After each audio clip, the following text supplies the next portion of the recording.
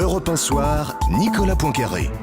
Dans un instant, la météo complète en ce beau mois de juillet avec Elena Morna. Mais tout de suite, le fait du jour avec Claude Askolovitch. Et le fait du jour pour vous, Claude, c'est l'affaire des rumeurs avec la droite qui met Martine Aubry au défi de porter plainte. Et avec cette question que l'on peut se poser, pourquoi Martine Aubry a-t-elle décidé de rendre publiques ces fameuses rumeurs ? Parce qu'elle fonctionne comme ça, Martine Aubry. Elle a besoin de se mettre en colère pour se donner une bonne raison de se battre.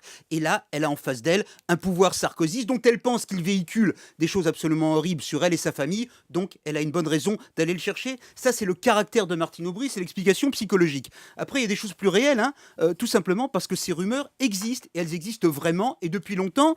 Et c'est curieux, on ne devrait pas parler de notre vie privée à l'antenne, mais je viens d'en être le témoin. J'étais en week-end, là, dans de la famille, dans le Midi, dans le Narbonnais, et des gens de ma famille m'ont dit « Au fait, Claude, on a entendu ça en ville, est-ce que c'est vrai que le mari de Martine Aubry serait musulman ?» Je fais « Bah non, à ma connaissance, non, il est ch'ti et breton comme tout un chacun. » Mais voilà, c'était arrivé, ça infuse, et je vous parle pas de gens qui sont informés, qui sont RG, je parle de gens normaux, des Votre Français famille moyens, de Narbonne, quoi. qui en ont entendu parler. Donc vraiment, ça existe, et à un moment donné, ça devient complètement fou, ça devient insupportable. Enfin, il y a évidemment, Martine Aubry est une femme politique, il y a un sujet politique. Martine Aubry pense vraiment que les rumeurs viennent de l'entourage de Nicolas Sarkozy. Elle a été alertée spécifiquement là-dessus par un député qui s'appelle Jean-Jacques Urvoas, qui est responsable des questions de sécurité au Parti Socialiste, qui a donc des contacts dans la police.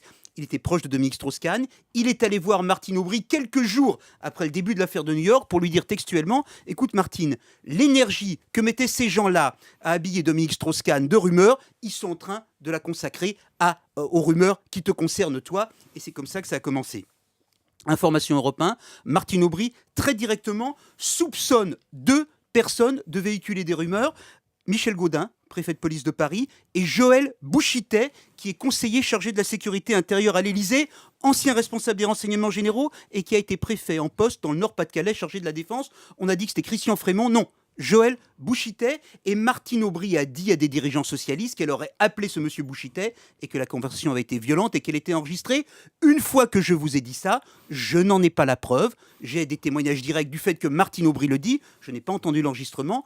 On ne sait pas, c'est l'état du débat actuel. J'ai eu Joël Bouchitet au téléphone tout à l'heure avant de venir à l'antenne. Il m'a dit, je cite, Monsieur Askolovitch, vous allez dire une connerie. J'ai peut-être dit une connerie. C'est une connerie en tout cas que répète Martine Aubry. Ça donne en tout cas son niveau de colère.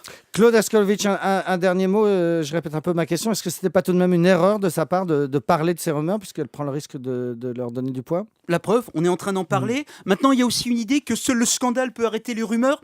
Rappelez-vous, Dominique Strauss-Kahn, bien avant de tomber dans l'affaire de New York, avait pris à partie directement Nicolas Sarkozy. C'était au G20 de Pittsburgh en septembre 2009 pour dire à Nicolas Sarkozy, dis à tes gens d'arrêter les rumeurs sur moi, je porte plainte. Et plus intéressant, Dominique Strauss-Kahn avait fait savoir par voie de presse qu'il avait menacé le chef de l'État. Donc voilà, parfois c'est un moyen d'arrêter.